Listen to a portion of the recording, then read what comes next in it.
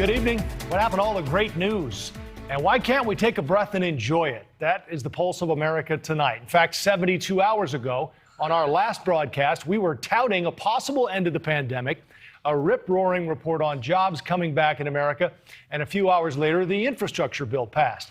With the exception of the extreme wings of both parties, which have their own reasons to vote no, the infrastructure bill, by and large, is a good thing for America. It brings money to build bridges, roads, and mass transit. 6 progressive Democrats voted against it. 13 Republicans voted for it. And now Trump supporters in the party vow to oust every single one of those 13. In a minute, one of them, Congressman Tom Reed of New York, joins us to discuss his vote and why we can't just enjoy a win, no matter who gets the credit. We'll talk about that.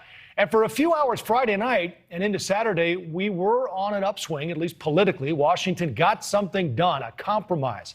Congress approved funding for highways, the power grid, public transportation, and more. But we woke up to headlines like these from the New York Times.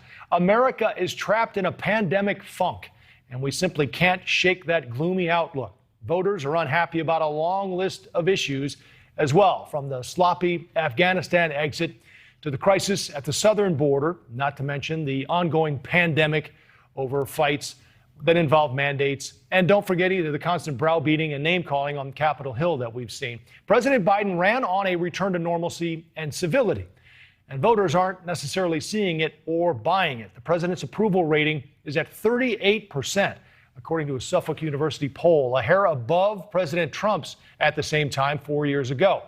If the election were held today, voters in that same poll say they would vote for the Republican congressional candidate over the Democrat by a margin of 46 to 38.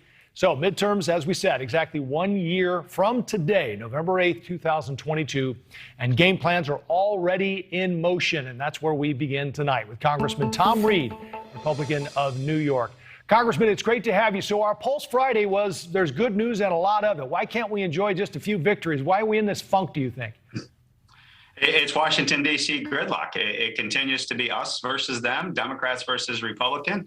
And I will just tell you, I think the American people always lose when you're fighting D's versus R 24/7.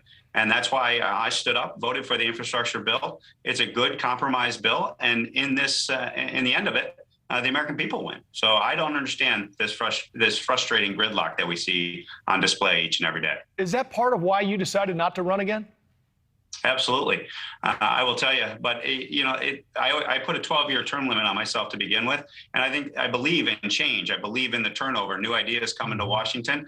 But right now, I will tell you, Washington is broken.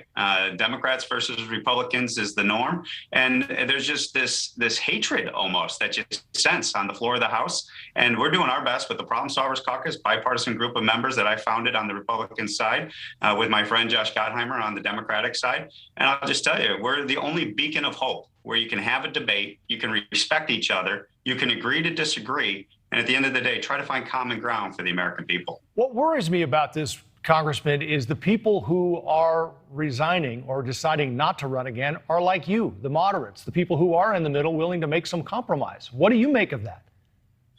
What I believe is the American people are waking up. The silent majority are not going to stand for those that are going to go to Washington, D.C. to vote no. You have to govern. There's 435 members in Congress. I'm the youngest of 12. It's like a big family at times. And I will tell you, the American people are going to reward those that can show I'm a proud Republican. I know proud Democrats. But at the end of the day, we can set down our swords and find common ground to advance America's agenda. Thank you for watching. Click the red subscribe button below so you can get more of News Nation's fact-driven, unbiased coverage.